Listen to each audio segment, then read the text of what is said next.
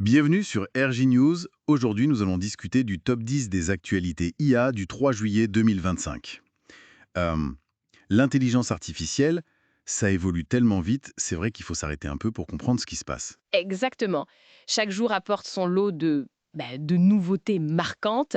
On a là sous les yeux la liste des 10 actus clés de la veille du 2 juillet. Notre but, c'est d'en extraire l'essentiel pour voir un peu où on va avec cette IA qui mûrit entre promesses et réalité, quoi. Allez, on attaque direct avec la première qui fait pas mal de bruit dans le médical.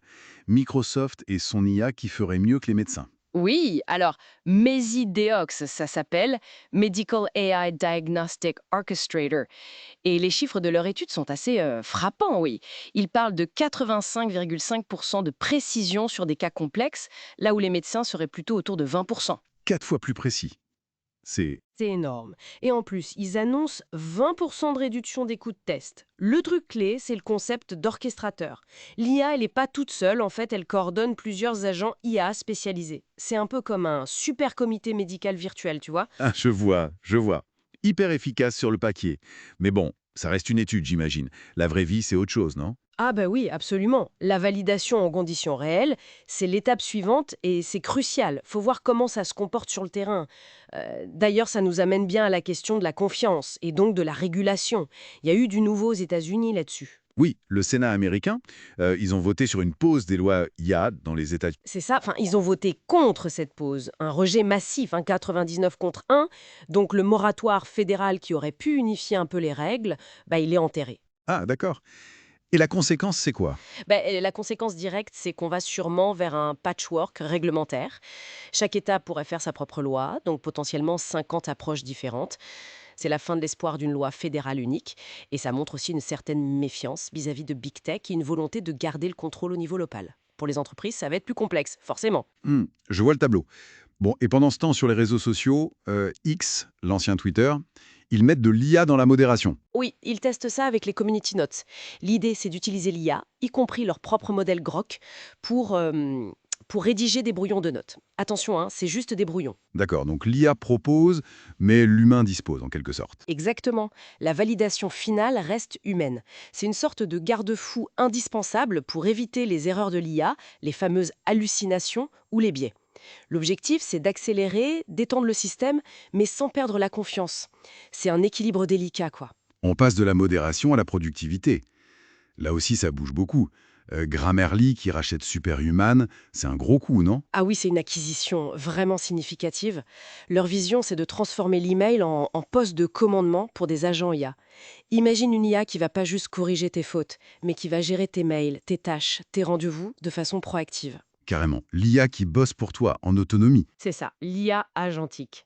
On passe à une nouvelle étape où l'IA automatise vraiment les flux de travail.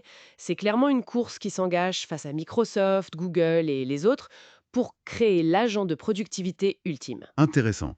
Et cette course, elle se joue aussi entre les pays. Le Maroc, par exemple, qui se positionne. Oui, le Maroc a signé un partenariat important avec l'initiative Current AI. L'objectif affiché, c'est de devenir un hub africain pour une IA qui soit éthique et souveraine. Il parle d'une troisième voie, différente des modèles américains et chinois. Une troisième voie, c'est-à-dire? Bien, axés sur leurs propres valeurs, l'éthique, mais aussi l'intégration des langues locales, comme le Darija ou l'Amazigh dans les systèmes d'IA. Ils veulent pas juste être consommateurs de technologies développées ailleurs. C'est un positionnement politique et technologique fort, avec des applications concrètes visées dans l'énergie, l'éducation. D'accord. Et l'IA qui s'attaque aussi à des bastions scientifiques, comme la météo? Oui, le Centre européen de prévision météo, le CMWF, a rendu son système de prévision par IA opérationnel. Ça s'appelle AIFSense. Et là, les chiffres sont assez dingues. C'est 10 fois plus rapide que les modèles physiques classiques 10 fois. et surtout, attends, 1000 fois moins gourmand en énergie. C'est énorme.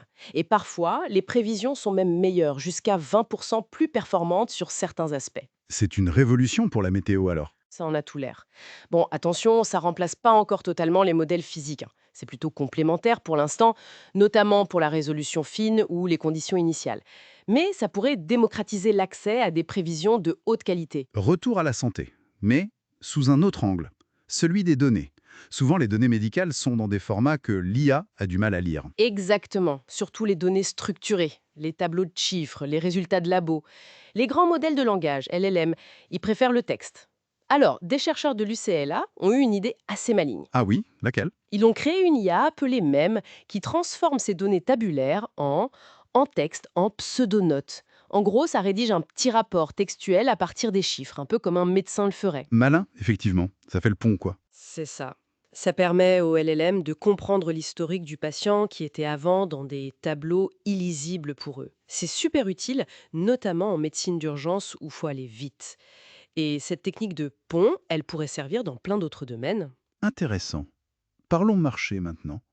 Perplexity, le moteur de recherche IA, lance une offre très chère, non? Oui, Perplexity Max à 200 $ par mois. Ils rejoignent OpenAI et Anthropic sur ce créneau des offres premium pour les power users, comme on dit. 200 $ par mois, c'est pas donné quand même. C'est pour qui? Pour ceux qui ont besoin d'un accès illimité aux modèles les plus puissants, d'outils avancés comme leurs labs, d'un accès anticipé aux nouveautés.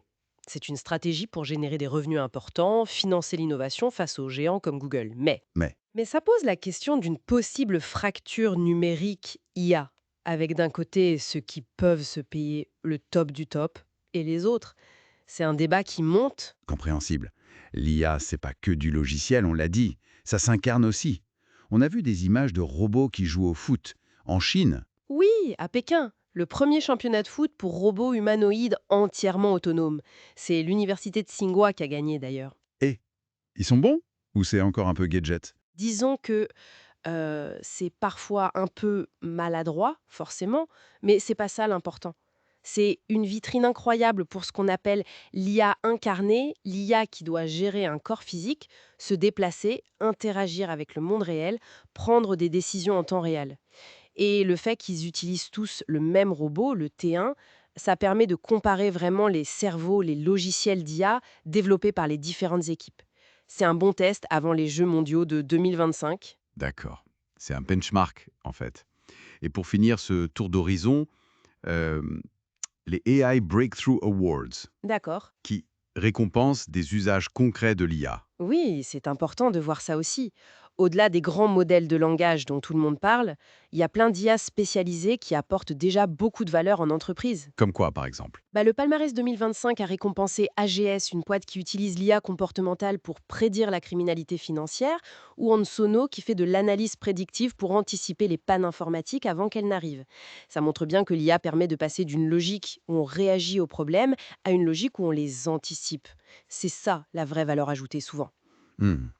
C'est vrai que si on prend un peu de recul sur ces 10 actus, on voit l'IA vraiment partout.